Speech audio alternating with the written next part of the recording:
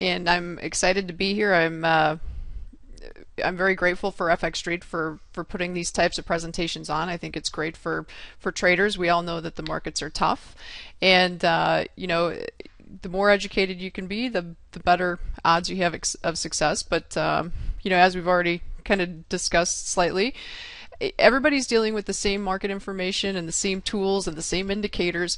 So a lot of it, as far as making or losing money in the markets, I believe it's a mental game. I think it's 90% mental and only 10% strategy and homework and those types of things. I'm going to go ahead and I've got a little slideshow set up for you guys. Now this is, hopefully you can see this. This is a little bit different than, I actually sat in on a couple of the webinars that were prior to me. This is a little bit different, and then we're not going to attempt to tell you when to buy, when to sell, or give you, some magic strategy. But what I'm just going to go over real briefly is talking about the three different venues to trade currencies in, and why one might be better than the other, or for you, or maybe one might be better than the other for somebody else. And we're just going to kind of go over that and see where the most efficient place to trade currencies might be. The title of the presentation is actually the title of the book that we were just discussing, Trading Currencies in the Forex and Futures Markets. And we also actually touch upon ETFs as well. Very briefly, if you have any questions or comments or concerns throughout the, after the presentation, you think of something that you forgot to ask, here's all my contact information. I'd be able to, love to be able to help you out. There's also a lot of free trader education on our website, DeCarleyTrading.com. We are a brokerage firm. A lot of people don't really understand what it is that we do, but for full disclosure, we are a brokerage firm. That's how we make our living. But we do a lot of these educational classes to for a couple of reasons. One, to try to help people before they get into the markets and before they put their hard-earned money on the line. But of course, we're also trying to get our name out as well. A lot of this has already kind of been discussed, so I'll go through it real quick. But I am a broker, a strategist, and an author. I've actually written 3 books, so if you like what you see today, we're going to be talking about currency trading in the futures and forex markets. But if you have interest in commodities, that's kind of where our bread and butter is. Most of our clients are trading futures and options on futures. We've written 2 other books that might be of interest to you. Before we go any further, I just want to clarify to everybody that there is a substantial risk of loss in trading futures, options, and forex. I should have put that in there. So futures, options, and forex, very risky. Obviously, with risk comes reward, but I'm sure you've all heard that 80% of the traders lose and 20% of the traders make the money that the other 80% lost. And I would say that's probably true, and maybe even a little worse than that as far as how many people are losers. But if you can imagine those people that were able to somehow or another control their emotions enough to manage their risk and to do all the right things, it can be quite lucrative. I don't expect you to read all of this, but I just want you to understand again, this is risky business. Past performance is not indicative of future results. And we do the best to provide you with the most current and most accurate information, but we can't guarantee, nothing is ever guaranteed. Okay, currency trading venues is where we're going to start. There are 3 primary means of currency speculation. There's the Forex market, which I'm quite confident that each and every one of you are aware of and maybe even trading in. There are currency futures, which my guess is many of you know about, but you've perhaps overlooked them. And there's also ETFs, which are exchange traded funds, which you trade through a stock account. We'll talk about the pluses and minuses of each really quickly as we go forward, but my personal opinion is that probably most traders are better off trading currency futures in some cases, and that everybody's different and every situation's different. Sometimes Forex is better. You have to look at margining, you have to look at all types of different things, and that's what we're going to talk about. Okay, we're going to start with Forex. Forex is, without a doubt, the most popular currency venue. Why? It's hard to say. I mean, I think the Forex industry was built on fabulous marketing, great technology, and traders like that, and traders know about it. So that's where traders tend to go. But that doesn't necessarily mean it's the best for everybody. With that said, though, Forex is, as you probably know, a worldwide, decentralized, over-the-counter financial market in which speculators and banks can facilitate the trading of currencies. Now, the crazy thing about Forex, well, it's not crazy to you because you all know what Forex is and you've probably been trading it, but for people that trade futures or stocks, they don't realize that Forex is actually, it's not one market. It's not it's not traded on an exchange. It's traded on multiple markets. It's kind of a conglomerate of markets. It's almost like, if you think about the stock market, you're usually thinking about the New York Stock Exchange or the Nasdaq or whichever it is. But when you think about Forex, you don't think about each individual market. You think about it as a whole, but it actually is individual markets. The term Forex covers all Forex markets, traded all over the world in several mini markets, if that makes sense. There's no exchange, which means there's no exchange guarantee, and there is counterparty risk. As a Forex trader, you're kind of taking your life into your own hands.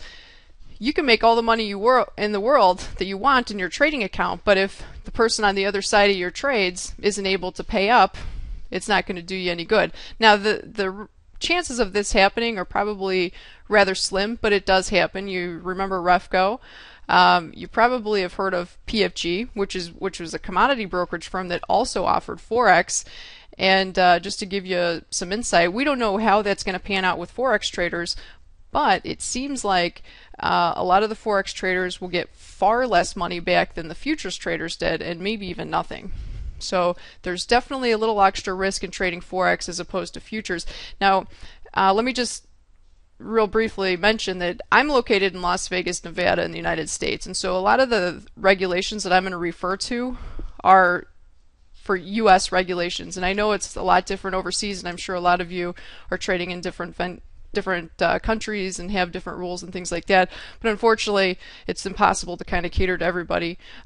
So this is all based on somebody trading, living in the U.S. and following U.S. rules. We all know that Forex is basically an electronic contract to make or take delivery in about 2 days. Forex is also known as a spot market because delivery is immediate. It's delivered on the spot. There's 3 types of Forex brokers, and this is where even people trading Forex sometimes don't always realize or even understand. There's an ECN, which is an electronic communication network, and this is basically an ECN broker is somebody that provides clients with access to a viable market with liquidity providers. The liquidity providers might be banks, might be institutions, might be professional traders, it might be all of the above, but the point is the brokerage firm is not creating a market for you. They're not making a market for you. They're just bringing you to a market that already exists and is extremely liquid and vibrant.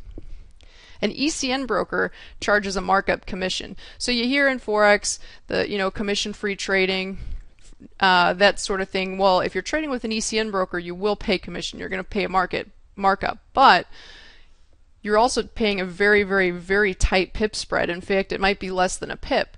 So even though the commission is more transparent, you see it on your statement, you have to live with it. It's actually probably cheaper than trading with what's called a non-ECN broker or a dealing desk. With a dealing desk, the brokerage itself makes a market for its clients by acting as liquidity providers. So in other words, instead of trading against banks and institutions, clients are actually trading against their own brokerage firm. If you pull up a quote, if you're trading with a non-ECN broker and you pull up your quote board, you're going to see bids and asks. Well, those bids and asks represent the price that the broker is willing to execute your trade for. If you pull up a platform through an ECN broker, you're looking at quotes that other traders or other market makers are willing to execute for. With a non-dealing desk, there's no commission. However, the firm isn't working for free, obviously. How the firm makes money is they're charging a wider pip spread than what would be found in a normal ECN market. In fact, a lot of the dealing desk brokers or the non-ECN brokers, they will actually execute your trade for you. If you're buying, they'll sell it to you, and then they'll go into an ECN market and take the other side. So they don't really have any price risk, but they're benefiting on the pip spread that you're paying. You might also find hybrids. There are some firms that are actually both an ECN and a non-ECM in different situations. A lot of times the bigger transactions or the bigger accounts will go to the ECN side of things, and the smaller transactions like the minis or the micros are sent to a non-ECN. And this is actually not such a bad setup, because if you're trading minis or micros, it's probably not going to be the end of the world to be trading with a non-ECN broker. In fact, maybe it's even a little more convenient for you. But if you're trading larger size, I would say the cost efficiency and the fact that you're just trading a transparent market is probably beneficial in the ECN market.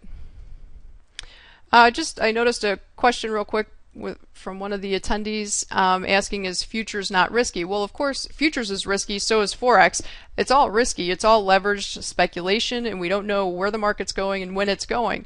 But futures is less risky in a way, just because there are rules and regulations in place to protect client funds. When you open an account and you wire money to your brokerage firm in a futures account, by law, that futures broker is supposed to keep your funds separate from their funds. In other words, they keep it in what's called a segregated account, and they don't pay their bills with it, and they don't use it for operations. In theory, your client money should be in that account. Even if the brokerage firm goes under, your money should be safely in the account. We've learned tragically in the last year that brokers don't always follow the rules, and so even though those rules are in place and have worked for the last several decades, or maybe even a century, for some reason last year with MF Global and PFG, those two brokerage firms for the first time in history decided to break the rules of segregated funds and actually used client money for firm purposes. But that's something that has never happened in futures before, and hopefully will never happen again. On the Forex side of things, it's not necessarily more common that a brokerage firm goes down in Forex, but if a brokerage firm goes bankrupt in Forex, there's absolutely no rules whatsoever that says that brokerage firm couldn't have used the money that you sent to them to fund your account for their bills or for their operations. There's no segregation of funds in Forex. That's why it's a little more it's a little safer to have your money in a futures account as opposed to a Forex account. And again, I mentioned PFG. PFG had both futures and Forex, and I'll tell you right now, the futures clients are being treated preferentially to the Forex clients. I'm not sure if the Forex clients will end up getting anything back, but we just don't know. It's too early to talk about that. Here's the nuts and bolts of Forex. There are definitely advantages. It's 24 hours. They offer high leverage, low margin. If you happen to be on the right side of the rollover, you actually receive interest for that, and that's what triggers things like the carry trade, where traders get into interest-bearing positions and sometimes become complacent, so you have to be careful with that. But it's definitely an advantage to have interest paid to you when you have a trade on. If you're trading with an ECN broker, you're probably trading in an extremely liquid market. If you're trading with a non-ECN broker, you're really only trading against one person, and that's your brokerage firm. That doesn't mean that they're not going to be on the up and up. I mean, they might give you great fill execution, and they might be really, really, operate with an integrity, but there's just no guarantee. Some people like the idea that there's more funding options in Forex than there is in futures. I mean, you can fund with credit cards, you can fund with just about any way you can get money to a Forex broker, they'll take it. And that's because there's really not a lot of regulation.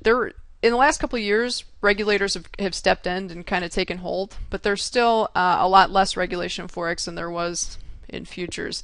Now, with that said, I think funding with a credit card, in my opinion, is a horrible idea. I mean, it's basically leverage on leverage, because with a credit card, you're not putting up real money, you're putting up credit. So you're putting up credit to margin your trading account, which is also, margin is basically you're trading on credit, right? So it's like credit on top of credit. And even if you're the type of person that pays off your credit card bill each and every month and doesn't pay interest on the credit card side of things, it's only going to take one really bad decision, one bad month for you to push the limits a little bit, maybe go over your spending limit, and end up losing money in your Forex account that you don't have cash for to cover on your credit card. And you end up basically paying it. Not only did you lose money and you went through the agony of all that, but now you're going to pay interest on it. In some ways, Forex is a little easier to deal with because it's standardized worldwide. No matter where you go, it's always going to be the euro dollar, and it's always going to be quoted the same with the same number of digits and the same symbol. In futures, it's not quite that simple. There are standardized symbols, but each trading platform might use slightly different variations, so it's a little bit little crazier as far as a newbie coming in and trading. But as we mentioned in Forex, the big disadvantage is counterparty risk. There's a lot of complex math.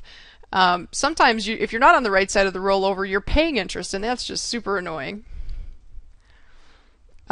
Liquidity might be a problem if you're with a non-ECN broker. And we mentioned the lack of regulation. Hidden transaction costs if you're not with an ECN broker.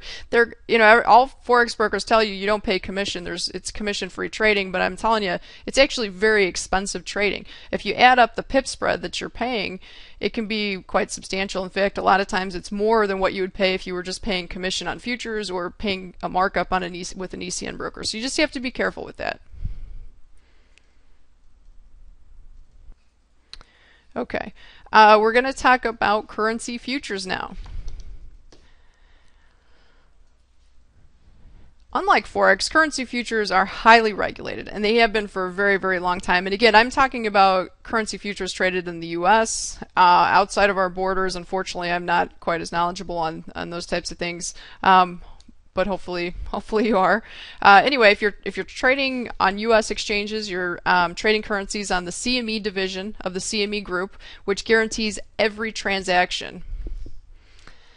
Unlike Forex traders that face counterparty risks, again, I said if they make a good trade and they make money in Forex, that's great, but first they have to make sure that the person on the other side of the trade pays up, and that doesn't always happen. It usually does, but it's not guaranteed. Well, on the CME, if you're trading futures, it's guaranteed no matter what.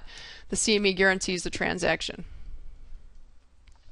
With currency futures, the broker never becomes part of the transaction. All a futures broker does, which is what I do for my clients, all I do is provide them access to the market. We give them a platform, we set up the networks, we get everything ready for them so that all they do is click a button and they execute on the exchange. We never touch the transaction. Unless they're a full service client and I'm placing trades for them, but that's a different story. Currency futures are transparent. You can see the transaction cost. It's a commission and it's on your statement, and that's what people don't like. With traditional Forex and a non-ECN broker, people like the idea of they pull up their statement and they don't see any transaction costs, so they feel like it's a free service, but it's not. Just because you can't see it doesn't mean that you're not being charged. In currency futures, it's very transparent. You know exactly what you're paying and what you're not paying, and also the market is transparent. You can see volume data. You can see price data. In Forex, like I said, it's multiple markets.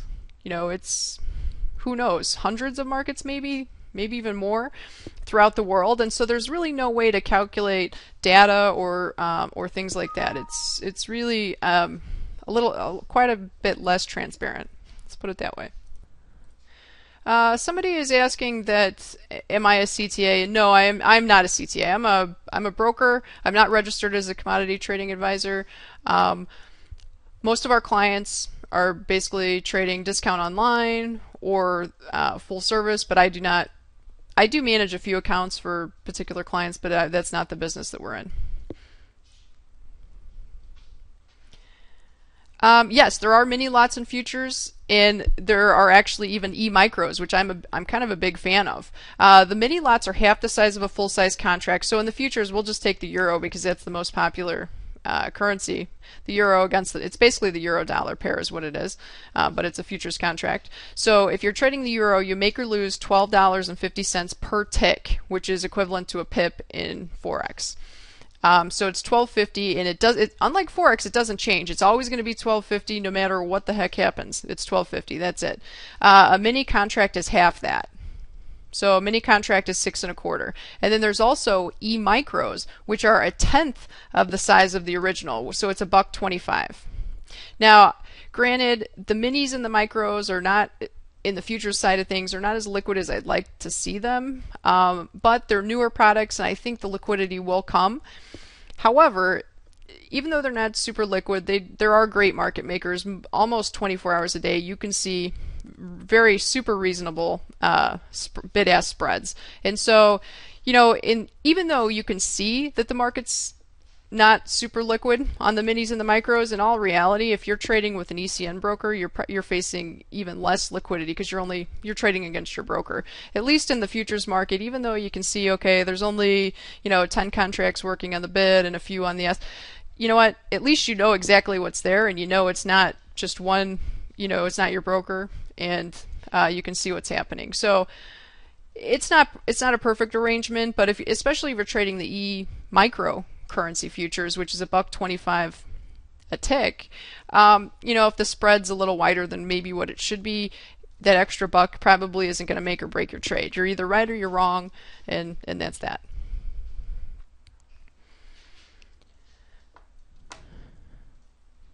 Okay, in a nutshell, there are definitely advantages to and disadvantages to futures, but on the advantage side, there's nearly 24-hour access, but unlike Forex, which trades around the clock with no resetting, or, constantly moving, the CME Globex does close for about an hour each afternoon. Now, it's a time where nobody's really trading anyway and the volumes are light, so it's probably not a big deal 99.9% of the time, but sometimes it can be a little annoying to know that you have to wait a few minutes to put your order in, things like that. But obviously the advantage, like we mentioned, is there's no counterparty risk. The CME guarantees all transactions. There's no dealing desk. There's more transparency.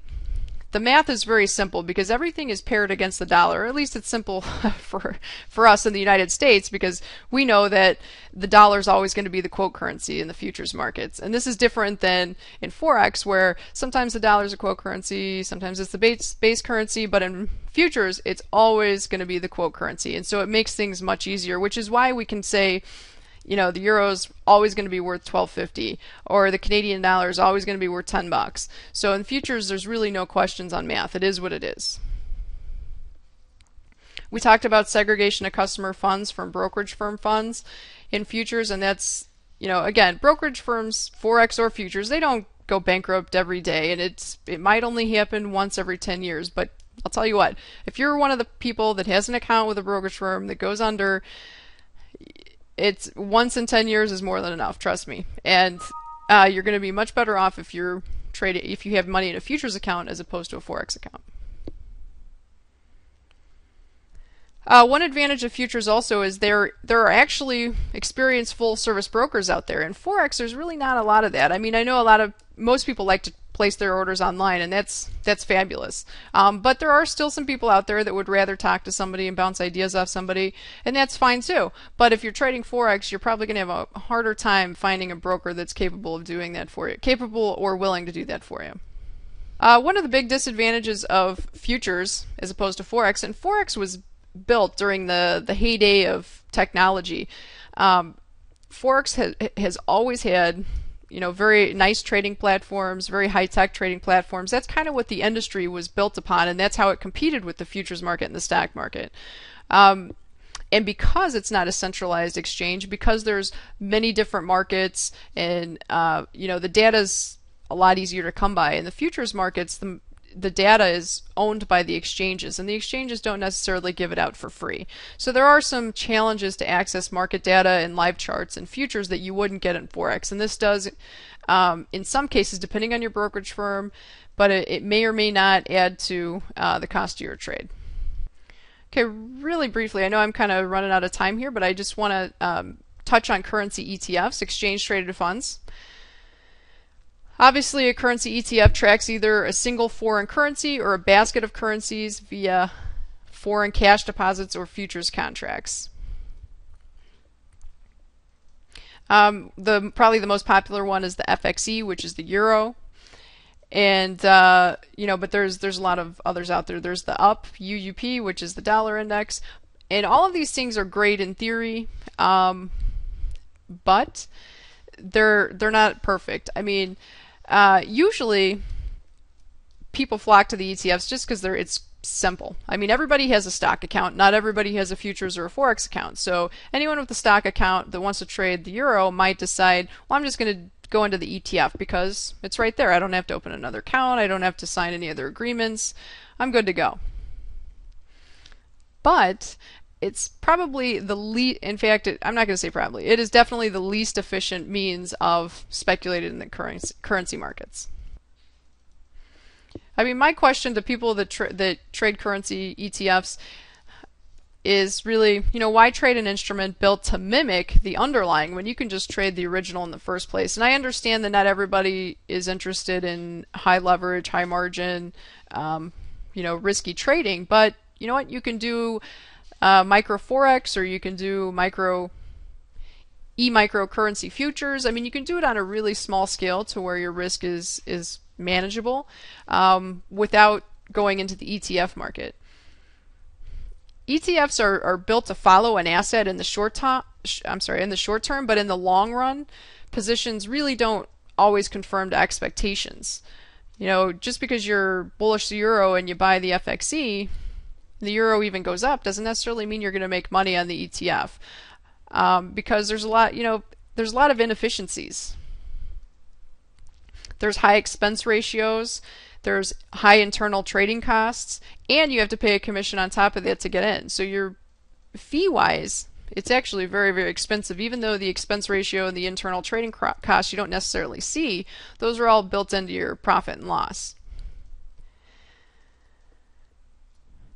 There's very limited market access. I mean, you're dealing with stock exchange hours, and stock traders just aren't as frisky as futures and Forex traders. They like to sleep, I guess.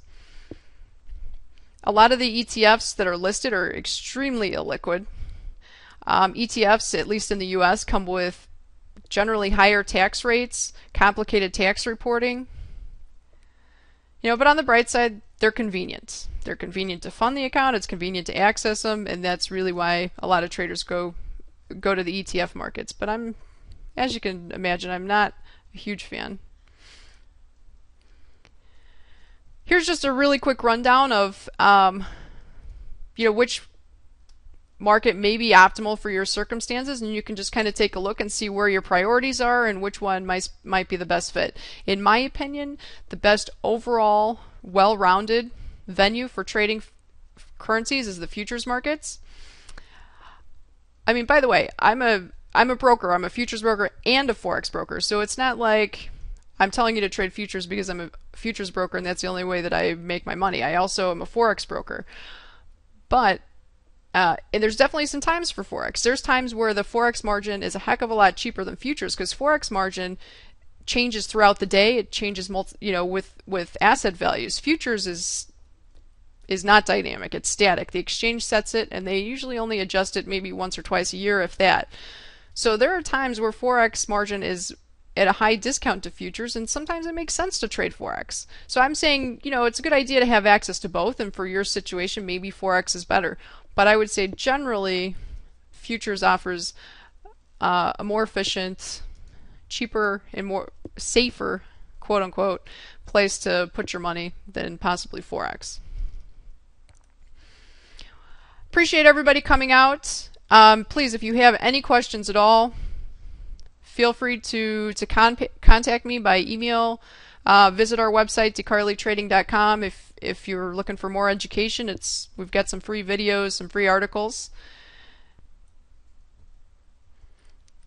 All right, it looks like I missed a couple of questions here. Let me just run through them real quick. Can you lose more money in your account in futures?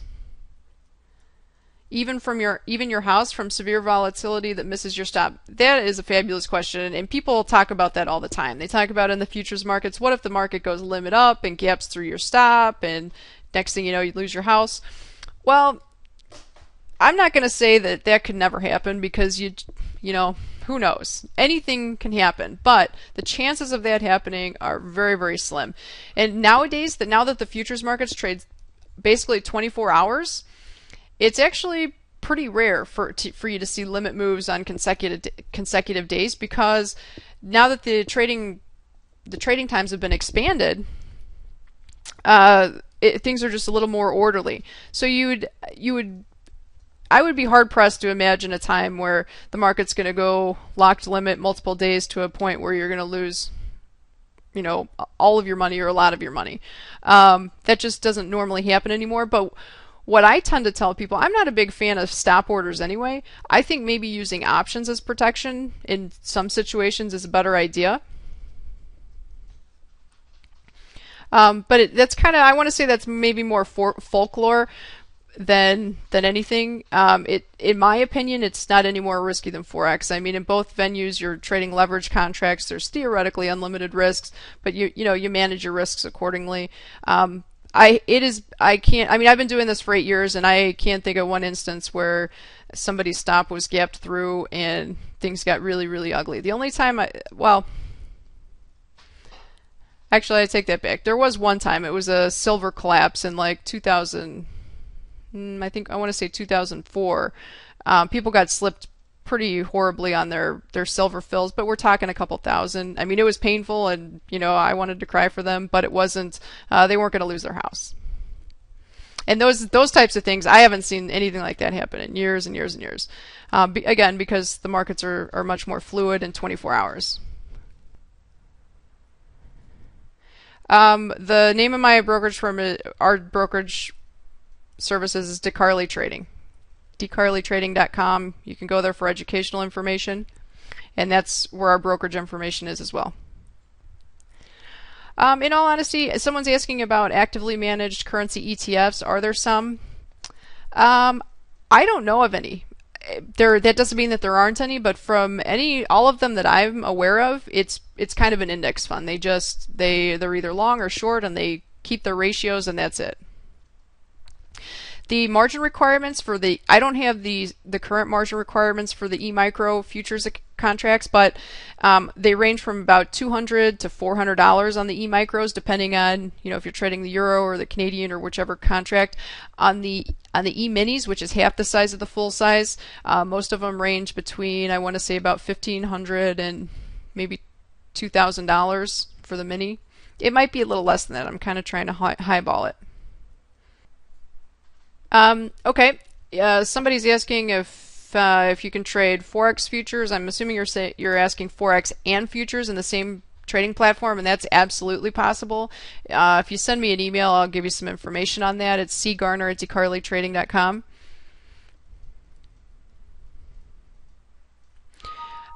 Somebody's asking where the DE from DeCarley comes from. Well, that's a good question.